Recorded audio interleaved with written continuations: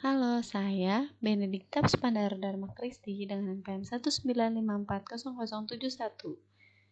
Pada kesempatan kali ini, saya akan membahas mengenai rencana pelaksanaan pembelajaran dengan kelas 5, tema 3, subtema 2, pembelajaran 2, pentingnya makanan sehat bagi tubuh.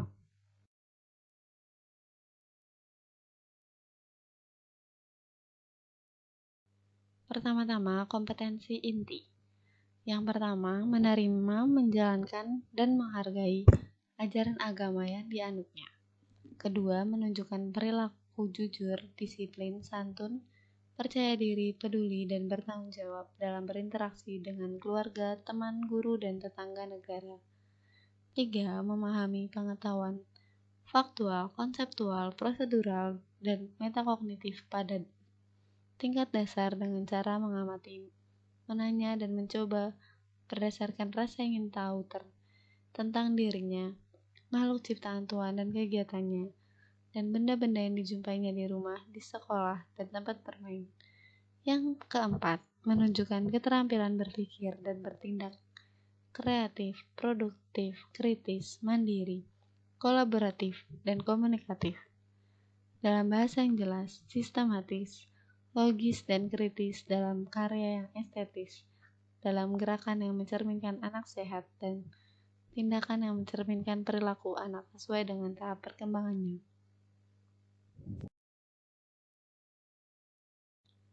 Untuk mata pelajaran yang pertama yaitu IPA dengan kompetensi dasar 3.3 menjelaskan organ pencernaan dan fungsinya pada hewan dan manusia serta cara memelihara kesehatan organ pencernaan manusia. Dengan indikator 3.3.1 menjelaskan gangguan pada sistem pencernaan manusia. 3.3.2 menyebutkan salah satu gejala gangguan pada sistem pencernaan manusia. Yang kedua, kompetensi dasarnya itu 4.3 menyajikan karya tentang konsep organ dan fungsi pencernaan pada hewan atau manusia. Dengan indikator 4.3.1 menyajikan dalam bentuk mind map salah satu gejala dan penanganan gangguan pada sistem pencernaan manusia. Pada mata pelajaran yang kedua yaitu Bahasa Indonesia, kompetensi dasar yang pertama yaitu 3.4 menganalisis informasi yang disampaikan paparan iklan dari media cetak atau elektronik dengan indikator 3.3.1 menyebutkan ciri-ciri bahasa iklan pada media cetak.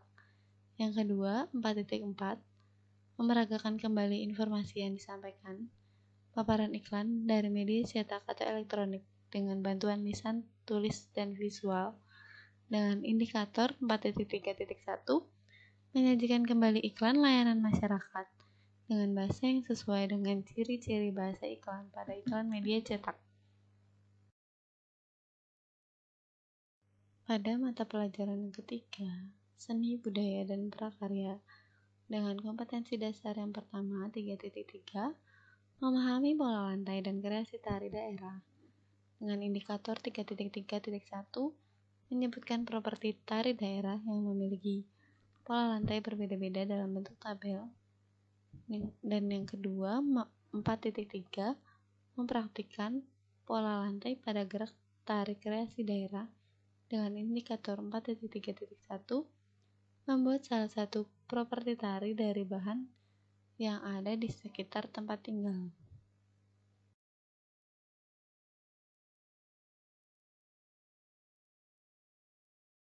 Selanjutnya, tujuan pembelajaran yang pertama, dengan membaca teks bacaan, siswa mampu mencari informasi tentang penyebab gangguan pada organ pencernaan.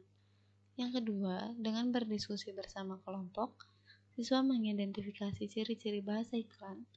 Yang ketiga, dengan mencermati teks bacaan, siswa mencari informasi tentang properti tari. Selanjutnya, materi pembelajaran yang pertama, lakukan percobaan untuk mengetahui tingkat pemborosan air.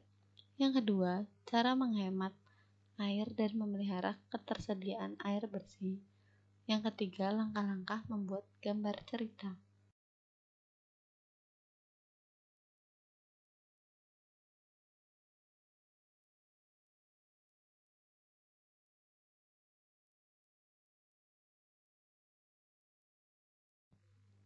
Untuk metode pembelajarannya, di sini saya mengambil pendekatan saintifik, metode pembelajaran kooperatif, dan model discovery learning.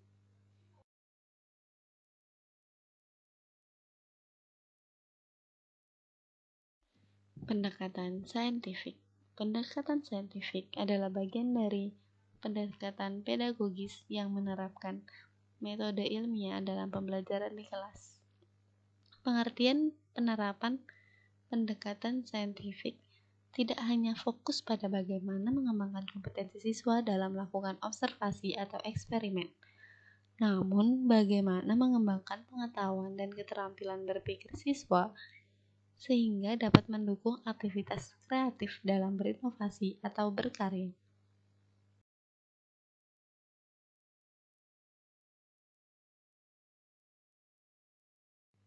Metode pembelajaran kooperatif.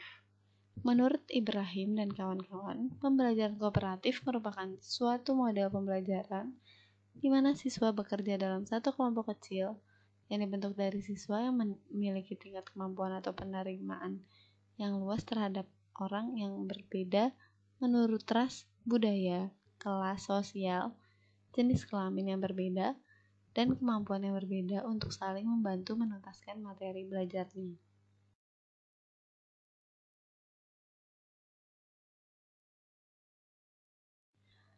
Model pembelajaran discovery learning. Model pembelajaran discovery learning merupakan suatu rangkaian kegiatan belajar yang melibatkan secara maksimal seluruh kemampuan siswa untuk mencari dan menyelidiki secara sistematis, kritis, logis, analitis, sehingga mereka dapat merumuskan sendiri penemuannya. Langkah-langkah pembelajaran.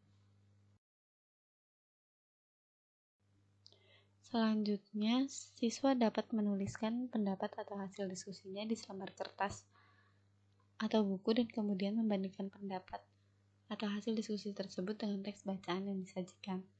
Selanjutnya, siswa mencermati teks bacaan yang disajikan dalam buku siswa.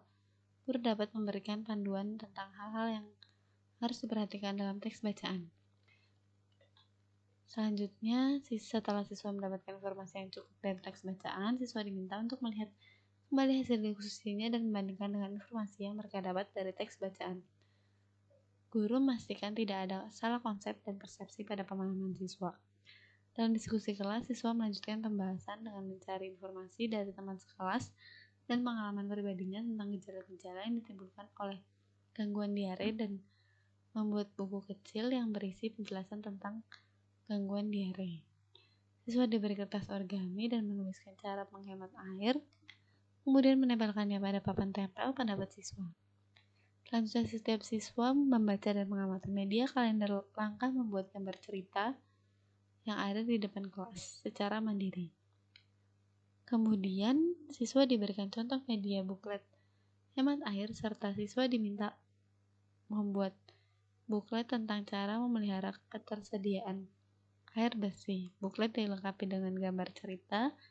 Kegiatan ini bertujuan untuk memberikan pemahaman kepada siswa tentang langkah-langkah membuat gambar cerita dan mengidentifikasi informasi-informasi penting dari teks. Selanjutnya, siswa menuliskan ciri-ciri kalimat iklan yang bisa mereka identifikasi bersama dengan kelompoknya dan mempresentasikannya di depan kelas. Kegiatan ini dapat digunakan sebagai salah satu alternatif penilaian terhadap ketercapaian KD Bahasa Indonesia. Selanjutnya, ayo berlatih atau mencoba. Gunakan teks yang menyambungkan kegiatan bahasa Indonesia dengan SBDP yang disajikan pada buku siswa halaman 55. Guru dapat menggunakan pembahasan tentang hal-hal yang digunakan dengan menambah daya tarik iklan media elektronik, termasuk tarian daerah sebagai jembatan untuk meneruskan kegiatan SBDP tentang properti tari. Siswa mencermati bacaan yang disajikan dalam buku siswa tentang properti tari.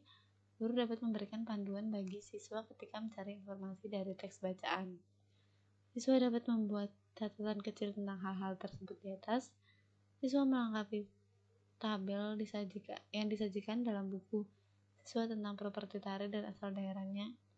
Kegiatan ini dapat digunakan sebagai kegiatan untuk memberikan pemahaman kepada siswa tentang berbagai tarian daerah yang menggunakan properti tari. Untuk penutupnya, guru mengumpulkan lembar kerja siswa untuk diportofoliokan. Guru memberi tindak lanjut dengan memberi PR.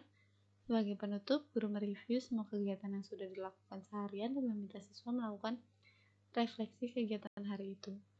Lalu pelajaran ditutup dengan doa bersama. Sekian penjelasan yang dapat saya sampaikan. Apabila ada salah kata, saya mohon maaf. Atas perhatiannya, saya ucapkan terima kasih.